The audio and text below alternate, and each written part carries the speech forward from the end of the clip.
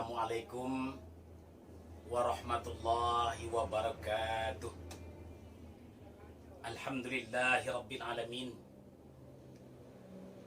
Nahmaduhu wa nasta'inuhu wa nastaghfiruhu wa na'udzu billahi min shururi anfusina wa min sayyiati a'malina. May yahdihillahu fala mudilla lahu wa may yudlilhu fala hadiya lahu. Asyhadu an la ilaha illallah wa asyhadu anna Muhammadar Rasulullah. Allahumma salli ala Sayyidina Muhammad wa ala ali Sayyidina Muhammad, amma ba'd. Kaum muslimin, para hadirin di mana saja berada. Pertama dan utama sekali, marilah kita sama-sama kita bersyukur kepada Allah Subhanahu wa taala atas limpahan rahmat dan karunia yang Allah berikan kepada kita. Serta salawat dan salam kita aturkan ke ruhaniah junjungan kita, yakni Nabi besar kita Muhammad sallallahu alaihi wasallam. Allahumma salli ala Sayyidina Muhammad wa ala ali Sayyidina Muhammad. Kaum muslimin yang dirahmati oleh Allah, pada video terdahulu kita sudah membahas tentang hakikat kehidupan kita di dunia ini sifatnya hanyalah sementara saja. Sedangkan kehidupan yang kekal abadi, yakni di akhiratnya Allah Subhanahu wa taala. Nah, pada kesempatan kali ini kita akan membahas tentang makna filosofi lima jari. Jadi, makna filosofi lima jari ini bisa kita jadikan pelajaran yang sangat berharga sekali, yang perlu kita garis merahi, yang tujuannya adalah untuk memberikan kesadaran diri kepada kita sehingga kita menempuh jenjang kehidupan ini nanti di dalam aturan-aturan Allah Subhanahu wa taala, sehingga selamat kita dari dunia yang sementara ini sampai kita pulang ke kampung kita yang kekal abadi. Baik, hadirin murikan Allah Subhanahu wa taala. Filosofi lima jari. Jadi kita sama tahu ya kan, Allah Subhanahu wa taala telah berikan kita jari jemari pada tangan kita. Baik tangan kanan maupun tangan kiri, jari jemarinya sama. Ada kelingking, ya. Ada jari manis, ada jari tengah, jari malang, ada jari telunjuk, dan ada jari jempol. Nah, berbeda bentuk jarinya, berbeda ukuran jarinya, dan inilah yang kita jadikan pelajaran atau iktibar dalam kehidupan kita. Baik, kita mulai dari jari kelingking. Di antara lima jari ini jari yang paling kecil dan pendek.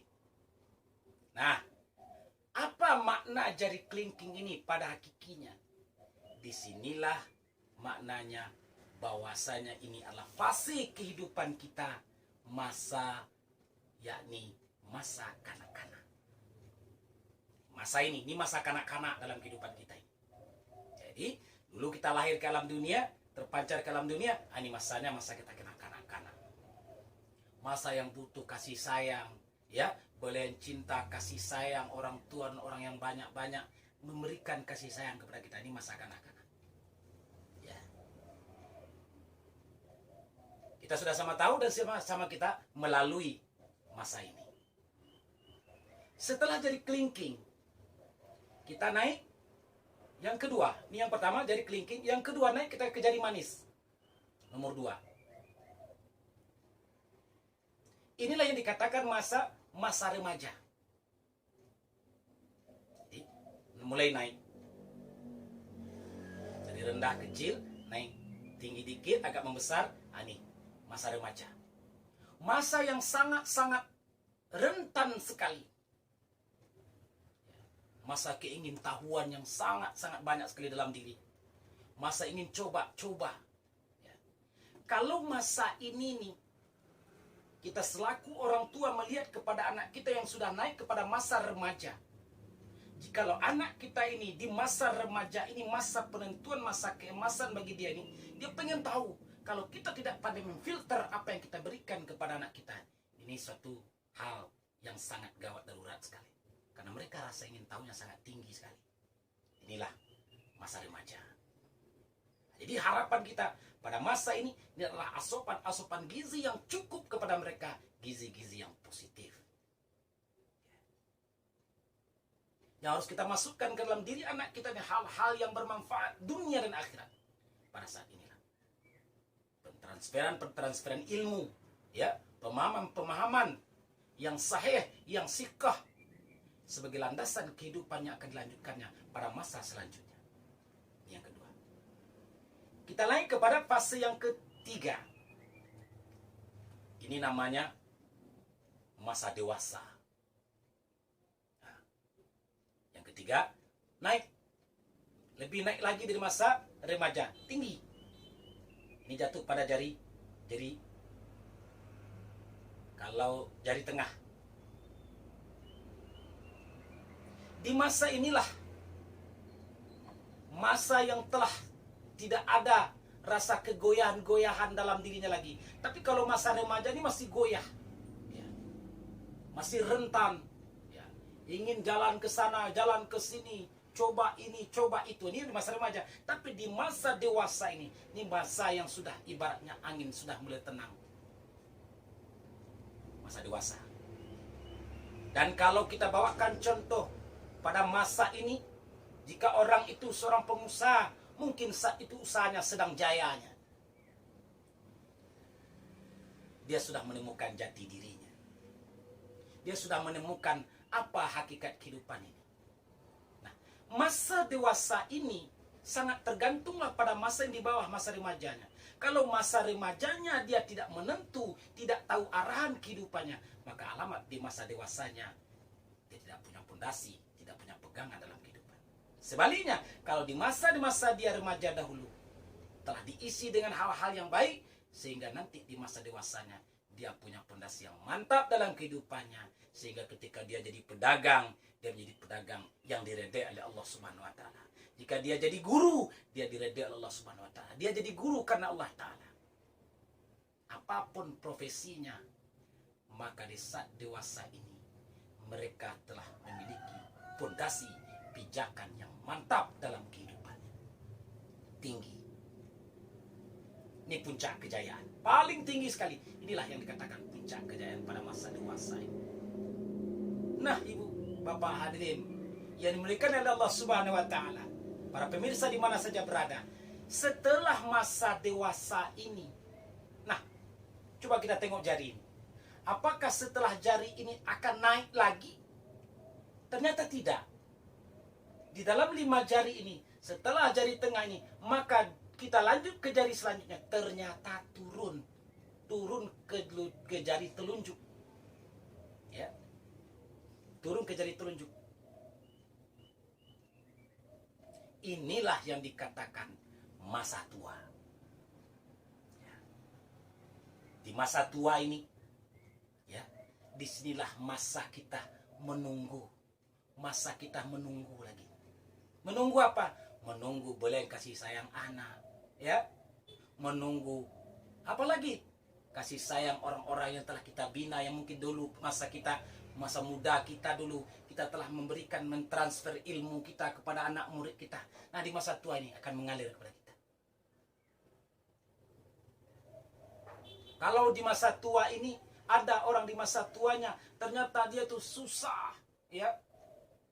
Mungkin saja di masa dia dahulu yang dia lalui di masa remaja, di masa tuanya, di masa remaja dan di masa dewasanya, dia tidak peduli dengan orang lain, tidak peduli dengan anaknya, keluarganya, sehingga di hari tuanya dia susah. Tapi ada orang di masa tuanya ini, dia merasakan kenikmatan, dia merasakan kebahagiaan. Kenapa? Karena dahulu masanya, masa sebelum dia tua, dia telah mengisi dengan hal-hal yang baik. Dia didik anaknya di jalan Allah. Dia berikan anaknya asupan-asupan yang diredai oleh Allah Subhanahu wa taala. Sehingga nanti di masa tuanya anak-anaknya sayang kepada mereka. Murid-muridnya sayang kepada mereka. Inilah masa tua. Setelah itu apa lagi? Setelah jari telunjuk kita lanjut ke jari jempol. Jangan harap naik lagi. Ternyata semakin kita lanjutkan jari jemari kita, ternyata telah lanjut kepada posisi yang paling rendah. Inilah dikatakan tua renta. Nih. Kalau istilah lainnya sudah pikun. Di dalam filsafat orang Minang mengatakan orang yang karakternya tua renta ini, apa kata orang Minang? Tajak dawa pangku adinyo, asak dawa ansu adinyo. Jauh panggang dari api. A yang kita bilang, dia jawab B. C yang kita bilang, dia bilang D. Begitulah di dalam kehidupannya. Dia sudah balik kepada fase kekanak-kanakan dia. Nih, 5 jari. Masa kanak-kanak, masa remaja, masa dewasa, masa tua renta. Nah, setelah ini apa? Setelah ini habis. Dari masa tua ke tua renta nih, jauh turunnya. Kita telah dekat ke pintu mati. Memang mati ini tidak menunggu waktu. Ya. Apakah dia masih muda? Masih kanak-kanak kah? Dewasa kah? Remaja kah? Tua kah? Tua renta kah? Tidak butuh waktu. Tetapi di dalam pelajaran ini, dari 5 jari ini, dapat kita pelajari dari masa tua ke tua renta ini. Inilah bukti sangat panjang sekali. Ternyata turunnya sangat jauh sekali. Ini membuktikan bahwasanya kita telah dekat ke pintu kubur kita. Bapak Ibu yang Allah Subhanahu wa taala, kaum muslimin jadi mana? Pemirsa di mana saja berada. Tidak ada 5 jari ini, filosofi 5 jari ini sebagai pelajaran bagi kita. Sehingga kita step by step kita sadar di mana posisi kita sekarang. Apakah kita sebagai kanak-kanak sekarang? Apakah kita sudah mulai masuk masa remaja sekarang? Ya. Kalau kita di masa kanak-kanak, ya kita arahkan. Anak kita di masa kanak-kanak, kita arahkan. Kemana anak ini kita bawa? Di masa remaja anak kita ini, anak masa remaja ingin tahunya tinggi. Kemana kita arahkan? Mereka ingin tahu, ingin coba yang ini, yang itu. Kita yang menuntun. Ketika kita sudah dewasa, kedewasaan inilah sangat ditentukan oleh karakteristik daripada masa yang 2 tadi, masa kanak-kanak dan masa remaja. Ketika kita sudah di hari tua kita, ini ibaratnya jarum jam, hari sudah sore, balik pagi tak mungkin lagi. Itulah kehidupan dunia kan kita tinggalkan. Hendaknya kita menyadari diri kita, memahami hakikat diri kita. Ternyata kita semakin hari semakin tua, semakin hari semakin senja, semakin hari semakin dekat dengan pintu kubur kita.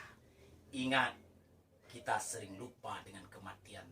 Dan ingat sekali lagi, kematian tidak pernah lupa dengan kita. Mari kita sama menyadari. Semoga kita mendapatkan tuntunan dari Allah Subhanahu wa taala, membenahi diri kita, untuk mengintrospeksi diri kita, berjalan di dalam kehidupan dunia ini sesuai dengan aturan Allah Subhanahu wa taala. Selamat kita di dunia yang sementara ini menuju ke kampung akhirat yang kekal abadi. Semoga kita dipertemukan oleh Allah Subhanahu wa taala dalam surga Jannatun Naim. Amin. Amin ya rabbal alamin. Inilah makna filosofi 5 jari ini.